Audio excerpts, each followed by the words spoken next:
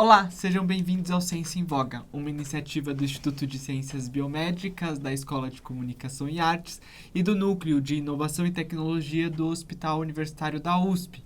Eu sou Arthur Catanzaro, host deste programa. Olá, eu sou Ana Maria Orellana, farmacêutica, neurocientista e co-host do Ciência em Voga. Nós estaremos juntos nessa jornada do conhecimento científico. Neste programa, nós iremos entrevistar uma série de especialistas renomados em diversas áreas com temas interessantes para você. E hoje nós vamos conversar com ele, que é um grande pesquisador, médico patologista e professor da Universidade de São Paulo, da Faculdade de Medicina. Ele desenvolve pesquisas na área de fisiopatologia pulmonar e também de poluição atmosférica, analisando os efeitos dos poluentes na saúde da população. O nosso entrevistado, ele foi membro do comitê que estabeleceu os padrões de qualidade do ar e também do comitê que definiu o potencial carcinogênico da poluição, ambos da Organização Mundial da Saúde. Hoje nós vamos conversar com o nosso querido professor Paulo Saldiva. Muito bem-vindo, professor. Muito obrigado, é um prazer estar aqui e vamos ver se a gente aborda um tema que é muito atual, né? Verdade. Professor, para começar a nossa conversa aqui, a cidade de São Paulo passou por alguns perrengues nesses últimos tempos, né? Nós fomos intitulados como a pior cidade com o pior ar do mundo. Para isso eu tenho duas perguntas. Quais são os requisitos necessários que o ar precisa preencher para falar que ele é um ar ruim? E a segunda pergunta é quais são os maiores desafios que a nossa metrópole aqui em São Paulo enfrenta em termos de qualidade do ar? Bom, São Paulo vinha numa trajetória virtuosa de redução de poluição e que, de repente, foi interrompida por esse episódio que é insólito, né? Tem uma fusão de problemas climáticos, uma estagnação da massa de ar, quer dizer, a poluição não saía, se produzido e não sai. Estava muito seco e muito claro, então os poluentes emitidos, eles sofriam transformações da atmosfera como por processos fotoquímicos, então gerando outros compostos. O ozônio, na fase gasosa, ele é o representante disso, de uma série de oxidantes que são gerados na atmosfera. Mas tem aerossol também, que é gerado por reações fotoquímicas, né? Sulfatos, nitratos. Então, isso era uma condição difícil. Então, mesmo quando não tivesse tido queima de florestas, o ar estaria ruim. E tem uma cidade que a densidade de tráfego aumentou. Então, embora a emissão de cada veículo tenha reduzido, com a tecnologia, não emite perfume. E aí o que acontece é que você tem distâncias cada vez maiores, tem um deslocamento do emprego, da relação entre emprego e moradia. Então as pessoas têm que andar muitos quilômetros e perder um tempo grande no pior cenário, que é o corredor de tráfego. Então a cidade os congestionamentos aumentam e a gente fica... Você imagina, multiplica o número de viagens por passageiros por quilômetro, pegar o Uruguai inteiro, levar para a Argentina de manhã e trazer de volta. Então não vai dar certo isso aqui. Ainda se leva carros cada vez maiores, onde você leva 3.000 quilos de lata para levar 70 quilos de gente. Então não pode ser sustentável isso. E houve essa secura, ela pega aquelas matas, frutos de devastação, que são matas de recomposição, ou matas que eram antigos pastos e que foram abandonados, ela transforma esses lugares em verdadeiras fogueiras. E isso fez com que tivesse uma fonte adicional. Então, quando você fala que São Paulo foi a pior cidade do mundo, foi a pior cidade acima das regiões metropolitanas circunstancialmente. No interior de São Paulo, Ribeirão Preto estava muito pior, por exemplo. Se você for para a região norte, Rio Branco, né, estava muito pior. E aconteceu então uma situação calamitosa dentro de uma região que tem acesso à formação de opinião e visibilidade da imprensa. Então isso trouxe uma coisa que já era enfrentado por outros brasileiros há muito tempo, em consequência de práticas, digamos, ruins de uso e ocupação do solo. Certo. Professor, qual o impacto para nós, Brasil todo, na verdade, mas como o senhor está falando, mas aqui em São Paulo, já que estamos aqui, qual o impacto desse ar tão poluído para a nossa saúde a curto, médio e especialmente a longo prazo? Bom, nesse caso específico das queimadas, vamos lembrar que cigarro é folha queimada também. Então, só que é uma folha especial. Aqui não, você tem queima também de biomassa. Aquelas que entram numa casa onde tem fogão de lenha, que não tem muita exaustão, você vê a parede como é que fica. Então, e para as pessoas, isso é um problema muito importante, porque metade das mortes de poluição do mundo são por queima de poluição de combustível sólido intradomiciliar. São quase 4 milhões de pessoas ano que fazem isso, e principalmente mulheres e os filhos que ficam perto no momento da cocção. Então, aquecimento também em lugares frios, você pega nas comunidades mais vulneráveis de São Paulo, quando está frio mesmo, o pessoal não vai queimar nó de pinho. Você pega uma calota de carro, 4 tijolos e faz um fogareiro dentro de casa queimando lixo. Sim. Então você tem um incinerador intradomiciliar. E então o que vai acontecer? Para a maior parte das pessoas, felizmente nada. Você vai fumar o equivalente a 5, 6 cigarros por dia, em média, com esses níveis de poluição, um pouquinho mais, um pouquinho menos, dependendo do número de horas de trânsito e da proximidade que você tem com as grandes avenidas e quanto tempo você perde no seu deslocamento e do que você vai, né? Você vai de ônibus, fica esperando dentro do corredor de tráfego, você vai ter uma dose maior do que se você usar caminhos alternativos. A segunda coisa que vai acontecer é que as superfícies expostas vão inflamar. Então você tem uma conjuntivite, o olho você vê que você começa a piscar mais, porque a lágrima perde qualidade, então toda vez que você pisca o olho, você reveste, você recupera aquela lágrima que rompeu. O nariz fica seco, o muco fica desidratado, você começa a ter infecção, a secreção fica amarela, às vezes sangra para algumas pessoas. Brônquios ficam reativos, os asmáticos que já têm, isso ficam mais. As partículas, principalmente que penetram dentro do pulmão, elas... veja, o gás ele não tem muita massa, né? Não tem massa, ele entra e sai, mas a partícula ela é carregada pelo fluxo, a área de secção transversa das vias aéreas aumenta, o fluxo vai lentificando e o pior é que ele é bidirecional. Ele tem uma hora que ele está fazendo um zig e na expiração ele faz um zag. Aí ele deposita lá no fundo. E a gente vê isso no pulmão das pessoas, né? Faz uma tatuagem de fuligem, mas não é aquelas que você pode mudar depois, né? Porque lá na minha rua, no Bexiga, você tem um lugar que troca tatuagem, nome de cônjuge, e põe lagartixa, assim, para poder esquecer, apagar, né? Ou então, já que não vou pagar, é uma segunda chance. Mas essa lagartixa você não apaga, fica lá inflamando o pulmão e ela também viaja para tudo quanto é lado do corpo, vai para o cérebro, entra no cérebro também pelo epitélio olfatório e nervo olfatório, chega no bulbo olfatório, né? Ele atravessa a placenta. Então, ela tem uma penetração dessas nanopartículas e micropartículas que praticamente não tem barreiras. Como nós temos ouvido, né? A respeito de microplásticos já entra microplástico e entra cérebro. E tudo. Então, isso significa que esse material particulado se distribui e a maior parte isso acelera o relógio biológico dos órgãos afetados. Então, o pulmão envelhece um pouco mais, tem uma doença de pequenas vias aéreas. Outra coisa é que a partícula funciona com um SEDEX para carregar vírus e bactérias.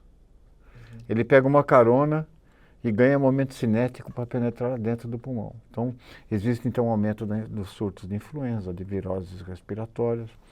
O ressecamento das vias aéreas também prejudica os mecanismos de defesa do pulmão, aumentando a vulnerabilidade de infecção. Então, algumas pessoas vão desenvolver doenças respiratórias, principalmente crianças e adultos acima de 60 anos. Nós vamos ter um problema que O brônquio fecha um pouquinho, o asmático fecha demais, o vaso fecha um pouco, o coração direito tem que bombar através de um território vasocontraído, aumenta o trabalho cardíaco. O nervo vago recebe estímulos através de receptores de irritação, altera o ritmo cardíaco, você pode ter arritmias. Você tem um problema de ter uma desidratação, você perde muito volume, né? Você chega a perder 1,5 litro, 2 litros pela respiração. O sangue concentra um pouco mais, tem a chance de fazer um trombo.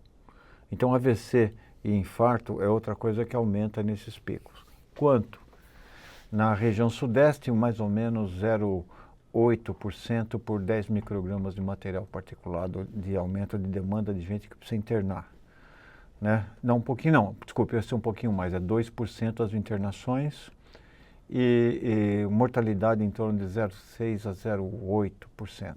Então, como a gente passou de 10 microgramas, que era 20 microgramas para 40, nós vamos ter um aumento de mortalidade da ordem de 2% a 3% diário previsto e a internação mais ou menos entre 20% a 30%. Então nós temos os pronto-socorros dizem isso. Então os mais frágeis vão ficar doentes a ponto de ter que procurar um hospital e lamentavelmente teremos um aumento de mortes. Eita. Tragédia. Não foi, né? É complicado essa conversa. A gente fica muito desestimulado a única viver solução aqui, né? É Rivotril nos reservatórios. É a solução que de imediato assim, né? Já que você não pode fazer nada. Professor, depois dessas N explicações que você deu pra gente, existe algum limiar seguro à exposição à poluição desse ar? Ou qualquer nível de exposição já é prejudicial na saúde? Cada um de nós tem o seu limiar. Uhum. Né? O Niemeyer fumou charuto, nosso arquiteto fumou charuto até os 103 anos. Ele tinha os genes para isso. Gente que, por outro lado, pessoas que convivem com fumantes, são fumantes passivos, desenvolvem câncer de pulmão. Hoje o câncer de pulmão que mais aumenta é em mulheres não fumantes jovens por uma via que não começa com Carras, ele vem com mutações do receptor de fator de crescimento epitelial, que é um grande desafio. Quer dizer, a inflamação continuada, chega uma hora que a inflamação por si só continuada, ela pode levar a erros de leitura, transcrição, reparo, e isso tem feito aumentar câncer, é um tipo de câncer, um adenocarcinoma periférico de pulmão.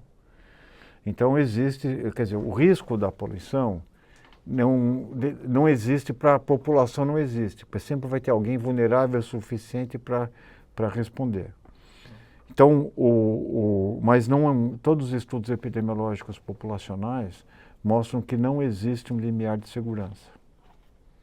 Então, tem gente, é que nem qualquer risco de vício, né? Tem gente que fuma que nem uma chaminé e não acontece nada, e tem gente que faz isso. Então nós temos uma conta que nós fumamos, estudando o pulmão de autópsias, mais ou menos 0,6 a 0,8 cigarros por hora no trânsito. Nossa. Bom, então como você perde 2 a 3 horas, você é um fumante leve. Então é isso que a gente passa. Risco pequeno, o risco relativo é pequeno, mas o risco atribuível, que é o risco multiplicado pelo número de expostos, é muito grande na poluição, porque todo mundo está exposto. Entendi. Professor, em termos de políticas públicas de saúde, quais ações o senhor acredita que sejam mais urgentes e mais efetivas para minimizar esse problema? E quem seria o principal responsável por propor essas políticas ou torná-las factíveis? Não é falta de conhecimento. A gente já sabe que poluição faz mal e teve força suficiente para gerar guias da Organização Mundial de Saúde há 20 anos atrás. Né? Então, o problema não é falta de conhecimento, não dá para alegar falta de conhecimento. Né? O câncer, nós sabemos que ele é carcinogênico com nível de evidência máxima desde 2016. Então, já fazem 8 anos. 8 anos. O que o atrapalha, primeiro, é que não existe consenso. Vamos pegar a indústria do cigarro. Ela sabia que aquilo fazia mal, aquele palito fumegante fazia mal, já no final dos anos 50, mas nunca passou na cabeça da moçada falar assim, não, gente, foi mal, vou sair do negócio. Não existe isso. Então, no caso da poluição do ar, a produção de energia, os próprios hábitos nossos, que gastamos energia de forma perdulária, né? E o poder dessas corporações, elas não vão aceitar isso de forma consensual. Você vai ter que resolver em nome do bem maior. Então, é por isso que uma parte dos estudos do nosso grupo coloca um preço. Desculpe falar, porque se não falar de dinheiro, não fecha a conta. Você você começa a ganhar um carimbo de abraçador de árvore, andar com bata branca, sabe? Aquelas coisas descompromissadas, né? Mas aí você fala, não, peraí, vamos ver quanto que você está gastando. Gastando tanto em custos diretos como em perda de anos produtivos de vida, vendo o quanto que a pessoa não pode trabalhar antes dos 69 anos. Quer dizer, a perda de capacidade produtiva de uma nação. A segunda coisa é que os nossos órgãos que definem legislação disso, tanto o CONAMA como, no caso de São Paulo, o CONSEMA, traduzem exatamente o que acontece com o poder produtivo. Existem interesses onde os grupos mais poderosos, mais organizados, se organizam para defender os seus direitos. Então, a nossa legislação ambiental é antiga, é adequada. É como se eu fosse num médico, minha pressão está 14/10, que eu devia ter 12/8. Mas como você não consegue cair de 14/10, você fala que 14/10 é normal. É o saudável. É o saudável. Depois, quando você conseguiu tomar um captopril da vida, alguma coisa, caiu para 13/9, fala, bom, agora o teu normal é 13/9. Então, existe todo um cronograma que não chega nunca porque você cada vez mais ajusta as metas. E tem necessidade, as pessoas têm necessidade de emprego. Então, é difícil entrar numa bola dividida. Vamos ver no caso do transporte coletivo. Quando teve a greve, teve a greve de 2013 por tarifa, o ônibus entrou, o transporte coletivo entrou na pauta de discussão. Só que quando você faz corredor de ônibus, a própria imprensa dizia que o corredor de ônibus atrapalhava o tráfego. Então, só agora que caiu a ficha, demorou um tempo de uma mudança cultural, com uma nova geração que já foi criada em outros valores. Então, essa é uma grande dificuldade que a gente tem. Nós temos dificuldade em implementar uma legislação que, de fato, conte a realidade. E a segunda coisa é que a gente tem ainda uma crença cultural de que você vai andar, você vai pegar a velocidade, as fontes, o que você consome de coisa que você não precisa.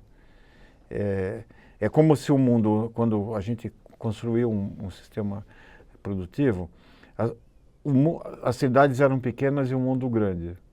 Só que agora a grande população, a maior parte da população do mundo vive em cidades. Então as cidades ficaram grandes e o mundo ficou pequeno. E é isso que acontece. Um certo descaso com a ciência. Eu gosto de filme ruim, né? Já deu para perceber na conversa. Então tem aqueles filmes que vai cair um meteoro, vem aquela onda gigante, tem um cientista que está avisando há anos, né? É sempre assim, né? Sempre assim, aí você pega o Bruce Willis, um outro cara que é da vida, que vai pilotar uma nave, que vai derrubar o meteoro, o cientista vai junto, morre alguns, né, para mostrar o heroísmo e tal, e o filme, no final, se salva a humanidade. Só que essa parte não tem no nosso enredo. Quer dizer, você está cantando a bola, vai acontecer, agora está acontecendo. O que era no futuro e que ia acontecer longe no curso polar, agora está no presente e acontece no nosso quintal. Exatamente. Professor, essa discussão, você já contou pra gente um pouquinho como que os nossos espectadores, eles conseguem entender, então, como que a qualidade do ar, ela fica ruim, como que isso impacta diretamente na saúde. Mas eu queria saber o seguinte, o que que as pessoas podem fazer, então, no dia a dia, para reduzir, então, essa exposição à poluição e também se máscaras, os purificadores, essas coisas todas que a gente tem aí no mercado pode ajudar. Bom, como não dá para vender ar engarrafado, né? Quando tem uma contaminação de água, você pode fornecer, mas não dá para. Você tem que se virar você mesmo.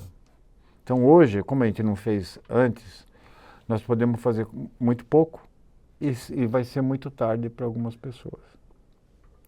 Too little and too late. Né? Então, agora o que sobra é você cuidar de si mesmo e das pessoas que você gosta. Então, primeiro, máscara, funciona, mas a PF1, PF2 ou a N95. A máscara de pano não funciona, né? E você não vai pôr numa criança o tempo todo, nem num bebê, mas é o que dá. Se você puder ficar em casa, fique, se você, pelo menos no horário onde a fotoquímica é maior, que vai das 10 da manhã até as 4 da tarde. Mas tem gente que trabalha na rua. Então, também para esse não dá certo. Então, o que você vai fazer? No ambiente, você umidifica. Se tiver um umidificador, ótimo. Se não, chaleira com água quente, que sai vapor de água e você dá uma reduzida. Melhora não só a hidratação e a defesa pulmonar, como aquela umidade funciona agregando as partículas que estão em suspensão e deposita e faz com que elas sedimentem. Então você vai ver nessas regiões que está queimando, você vê que a cortina e o chão fica sujo. Então quando você for passar pano úmido para não fazer o processo Ivete Sangalo. Poeira, vai levantar poeira. Né? Aí... Eu gosto de Ivete Sangalo. Então, mas ela previu, ela trabalhou em poluição, né? Poeira, né? Então agora você também faz uma situação de cuidar, hidratar a mucosa ocular, para diminuir a conjuntivite, gotas nasais, tudo sem medicação, inalação para fluidificar as vias aéreas, controlar a hidratação, principalmente de bebês que dependem, ou crianças que dependem de oferta de água, e os idosos que quebraram o osmômetro.